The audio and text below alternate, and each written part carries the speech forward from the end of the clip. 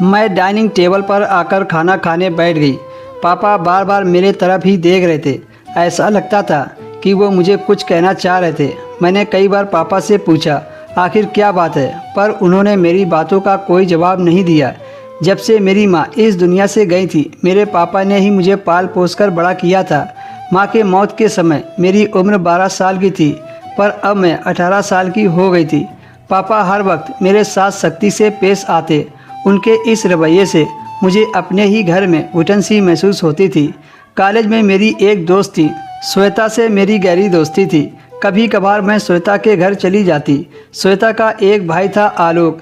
जब मैं श्वेता के घर जाती तो आलोक भी मेरे से बातें करने लग जाता था। कभी कभी आलोक अपनी बहन को कॉलेज छोड़ने आता था। आलोक की बातों से लगता था कि वह मुझे पसंद करता है। आलोक एक अच्छा लड़का था, लेकिन पापा के खौफ से मैं यही कोशिश करती थी कि उससे दूर ही रहूं। लेकिन एक दिन कुछ ऐसा हो गया। मेरे पापा मेरे पीछे कॉलेज आ गए और मेरे पापा ने मुझे आलोक के साथ बात करते देख लिया।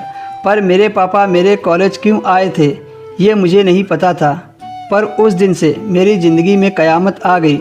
आलोक के साथ बात करते करते पापा ने देखा तो गुस्से में मुझे गाड़ी में बैठाया और अपने साथ घर लेकर आ गए। उस दिन से पापा ने मेरा कॉलेज जाना बंद करवा दिया। उन्हें शक था कि मेरा आलोक के साथ रिश्ता है। मैंने पापा को लाख समझाने की कोशिश की, पर पापा ने एक ना सुनी और गुस्से में मुझसे कहने लगे, मैं अपनी इज्जत को दांव पर लगते नहीं देख सकता। तुमने मेरे भरोसे को तोड़ा है। तुम्हारी माँ के गुजरने के बाद मैंने हर दिन तुम्हारी फिक्र में गुजारा है। इतनी पाबंदियों के बाद तुमने आज मेरे मुंह पर कालिक पोत दी। पापा के इस बात से मैं घबरा गई कि ऐसा मैंने क्या कर दिया, और मेरा रोना शुरू हो गया। पर मेरा रोना धोना कुछ काम नहीं आया और मेरी पढ़ाई बीच में ही रुकवा दी।